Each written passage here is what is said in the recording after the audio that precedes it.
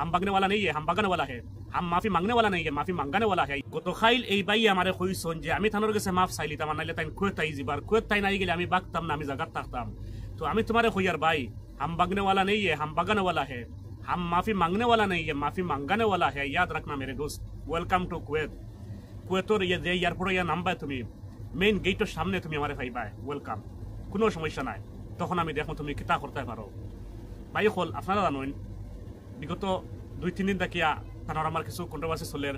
আমি ওখানেও কইছি যে প্রায় মানুষে ফোন করিয়া কমপ্লেন করদা, তুমি যে ও যে খাসা সবজি আবি যাবি এই সেই গরিবি দেখাইয়া তোমারে আল্লাহ এত সুন্দর করে বাই বানাইছেন, তোমার আত পাও আলহামদুলিল্লাহ মজবুত আছে। যার 2টা চোখ নাই, যার 2টা আত নাই, ও হে যদি খতবিল হয় গরিব মানা যায়। কিন্তু তুমি তোমার আল্লাহ এত সুন্দর করে বানাইয়া তুমি আর বাদ আইয়া গরিবি দেখাও। মানলাম ভাই তুমি গরিব, ঠিক আছে, বড় মানুষের কাছে করো না, ভালো লাগে। কিন্তু ও যে খাসা সবজি সবজি আবি যাবি যে তা মনে কথা তুমি খাইতরায় মানুষে, যেহেতু তুমি খাওয়ার পিছনে লাগরায় না ইকান মানছি। কিন্তু তোমার এই কন্টেন্টে যদি মানুষের যদি ক্ষতি হয় ভাই, এগুলো তুমি আস্তে আস্তে এক মানে ডাইরেক্ট যদি তুমি ছাড়তে পারো না, আস্তে আস্তে তুমি এগুলো ছাড়তায় কমাইতায়। যেহেতু তোমার এই জিনিসে মানে অন্য মানুষের মানে অসুবিধা হওয়ার, আর প্রায় মানুষে বা কমপ্লেন করেন বুঝাইছো নি। আমার পরশুদিন রাইতে আমার একজন ভাই তার করে লেগে হুজাই আমার ব্যাংকক থেকে ফোন মারছেন।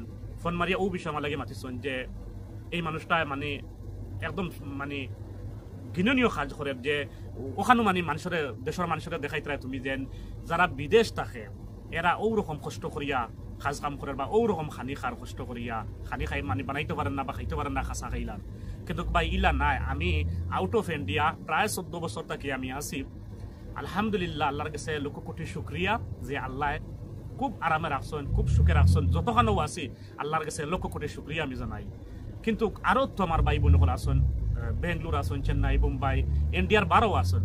কিন্তু কোনো মানুষে যত কষ্ট করুক কিন্তু এগুলো দেখাইতে চায় না যে আমি অত কষ্ট করি। আর কারণ এই ভিডিওগুলো সোশ্যাল মিডিয়ার মধ্যে ডালার বাদে দেশের মানুষে মা বোন হলে দেখিয়া মনের মাঝে কষ্ট লাগে।